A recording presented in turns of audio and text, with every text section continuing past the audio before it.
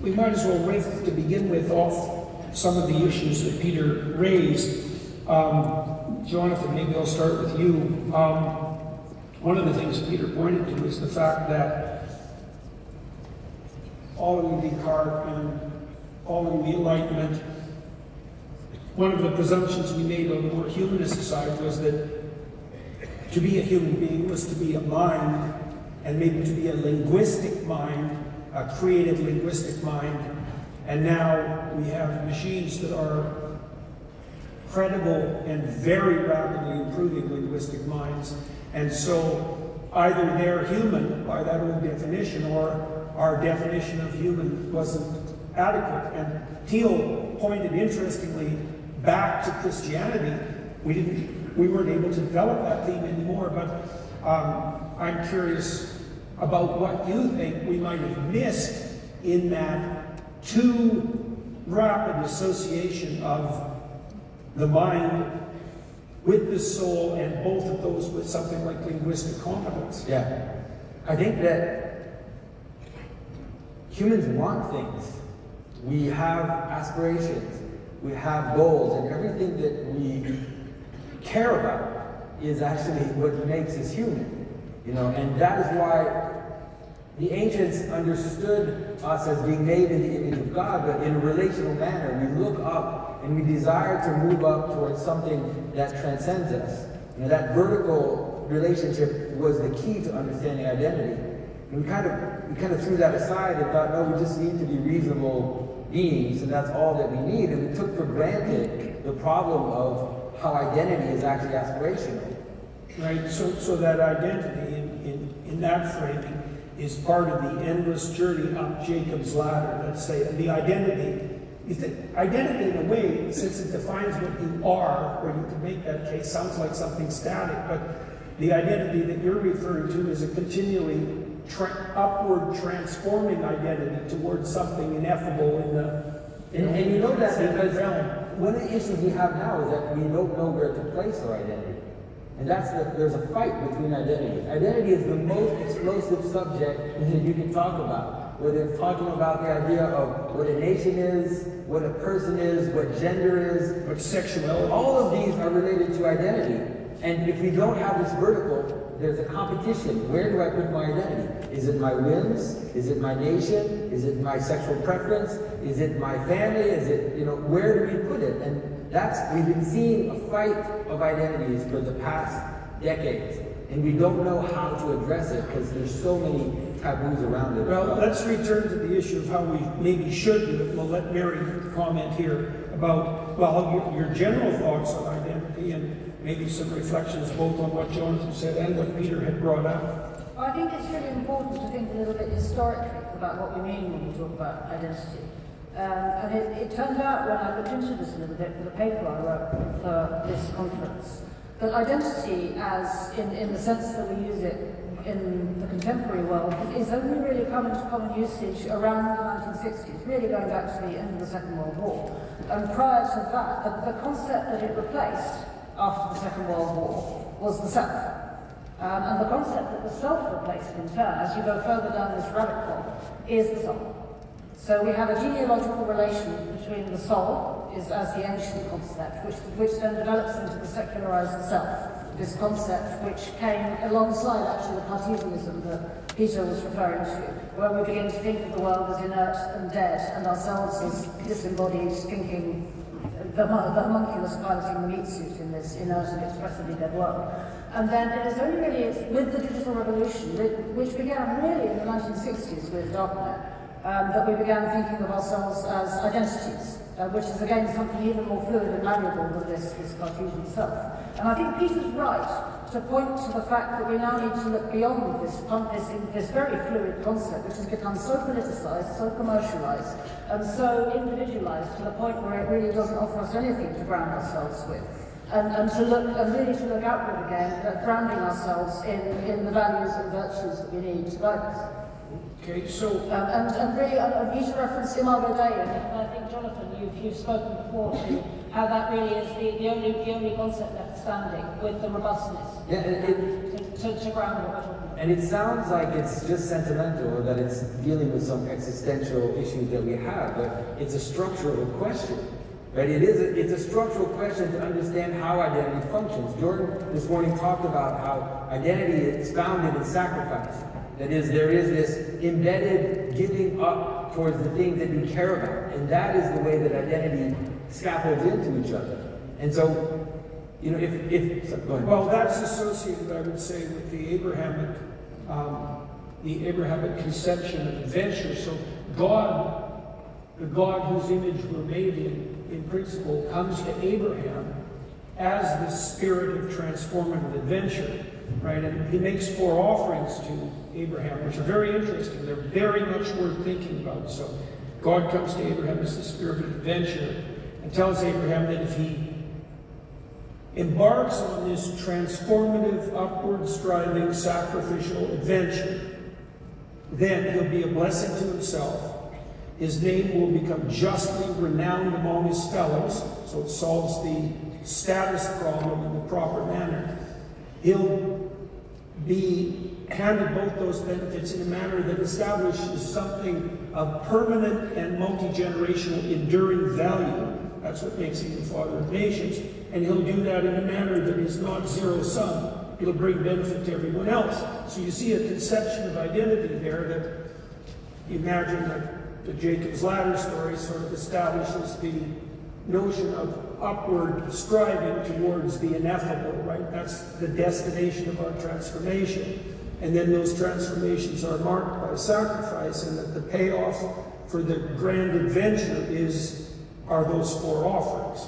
And that's an almost complete definition of what you could say of what it means to be human. It's certainly not the Cartesian pilot in a meat machine, let's say, or the disembodied intelligence. And so, it's also not something that seems to be exactly grounded in this kind of cognition that we can now abstractly represent. It's more like it's man and woman as glorious adventurer, I suppose. It's something like that. And actually, if we pick up on just to go on lagging on Cartesianism and the Enlightenment for a minute, the critical thing which allowed us to begin this journey of technological advancement, which has brought us to this extraordinary moment where we are now, was the abandonment of 2 of Aristotle's 4 causes. So we kept the efficient cause and we kept the material cause as ways of thinking about what things are and how things work. You know, what's it made of and what causes it? What forces interact with what forces in order to operate it? But what we lost was the formal cause. What form does it take? And we also lost the final cause. What is it for? And those things had to be discarded in order for science as such to develop. And what that means in practice, once you loop it back onto humans, is that we have to discard what are humans for, and we have to discard what a human is. And so we abandon meaning and purpose. And really, this is what Yuval Noah Harari means when he says humans, we gave up meaning in exchange for power. It means we abandon formal and final cause where humans are concerned. And I think if we're going to survive the digital revolution, or really to recover it and to recoup it to the benefit of humanity, we're going to have to do so having retrieved formal and final cause for us, for ourselves, and hopefully for the world as well. Well, that's an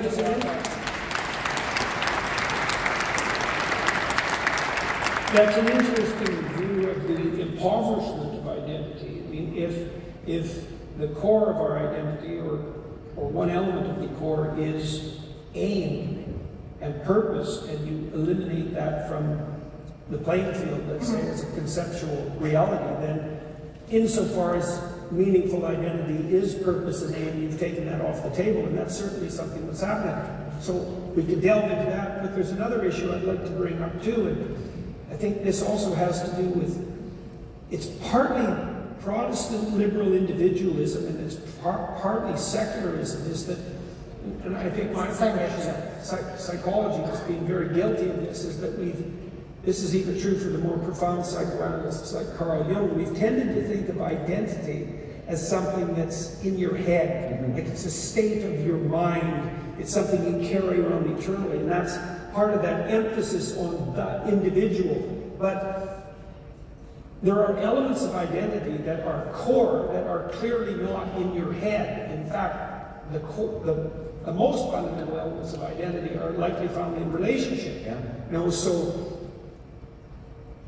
you're married, so that's your identity. You're a husband or a wife. You're a father or a mother in relationship to your children. You're a family in relationship to your local community, and you're a local community in relationship to your city, in relationship to the state, in relationship to the natural order, and then all of that under God. And I've increasingly been viewing proper identity as the harmony between all those embedded relational systems. And that's very different than the identity that you carry around in your head. Like, you're mentally healthy if your brain works properly.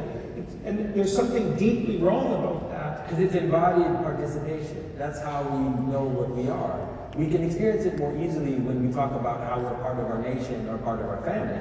It's not just, I'm a father. I'm a father because I embody that role in the world with my children. And that's what makes me a good father, because identity is also an aim. And so that is the difference. That's why AI will always be a supplement, because it doesn't want anything. It only wants what we tell it to want. It has no body, it has no depth, it has nothing, it has no drives. And so even the fact that we're confusing these AI models with true intelligence and true agency means that we've completely forgotten what it is to be human. That's interesting, because you see, there's a real perversity about that, paradoxical and almost comical perversity, is that as we've been able to mimic the most abstract elements of human identity, and those, as Peter said, that we reflexively identified with the human as opposed to, let's say, to the animal, our ability to use language, we're finding our true humanity in the instinctual, right, in the motivational drives and in the embodiment that's underneath that. So it's like it's back to the body that's defining us as human, as we replicate our capacity to abstract in machines. And, you know, I can't help but think that that's part of the deep reason why in the Christian worldview, for example, there's tremendous emphasis on the sacrality of the body, right? You're not a disembodied spirit. And even the resurrected individual is an embodied individual, not a spirit that's floating somehow magically in some space that can be duplicated in the, let's say, in the digital world. And that's because identity has to be understood as the gathering of multiplicity into unity. That's what identity is. And so it is always embodied. It has to be embodied because that's what it is. It's taking a bunch of stuff, a bunch of cells, a bunch of people, a bunch of intentions, and it's joining them together towards a purpose. I think I'm more optimistic than you about AI making us forget that we're human. I think what will actually happen is that it will force the metaphysical issue. And we will learn the hard way. We'll spend plenty of time getting confused until we learn to draw the distinction between computation and comprehension. But eventually it will force the metaphysical issue. In much the same way as we did our best to technologize eros through the sexual revolution. And we did our best to technologize thumos through the technologies of recognition in social media. You know, all these different ways of constructing a self to be recognized digitally on the internet as this creature of pure abstraction which has given us sort of the Great Awakening, briefly, and hopefully now over. And we're going to have a go at technologising logos. That's what the AI revolution, and that's what the doomers think the AI revolution is going to do, that we're somehow going to replace ourselves with the superintelligence. It's not going to happen. You know, in the same way as the technologisation of eros and thumos just produces a sort of strange simulacrum, but it doesn't actually supplant the real thing, and it doesn't really nourish us. It doesn't really, it doesn't really improve on what we are. Neither will our technological simulacrum of logos, and eventually it will force the issue, and we'll work our way through the hard way to figuring out the difference. Well, we're already stumbling over some of the metaphysical difficulties that are implicit in this technological revolution with the so-called problem of alignment. And so the problem of alignment is, how do we determine that these intelligent or these cognition machines, these large language models, have the same values that human beings have, or even that human beings should or must have, let's say, in order to survive. And so now people are grappling with tech, the engineers are grappling with really the domain of values, with the domain of humanities, and really theology. They're going to be stuck with that very But in a rapidly. sense, they're asking the wrong question, I think, because you can't impart values to a machine. It's Well, just, so the idea is ridiculous. Yeah, well, let's take that apart for a minute. I mean, it's such a tricky thing to work out, because on the one hand, part of the reason why you and I can communicate and we can understand each other, and this pertains to a point that Jonathan made, is that we share a very deep biological platform. And so if you say that you were angry, I don't have to ask you what you mean by angry. I ask you what you were angry about. The reason I don't have to ask you what you mean by angry is because I get angry too, and so I know. Machines have a simulation of that, but it's a funny simulation because the pattern is there, right? Like, they've got, the large language models have everything about anger that's encoded in language, and that's encoded in relationship to all the other encodings of emotion in language. And so it looks like the real thing, and it acts like the real thing, but it doesn't have this embodied reality that is really, well, at least that's what we're fleshing out here, that really does make us human. And that's It doesn't care. It doesn't have care. No, it acts like it cares.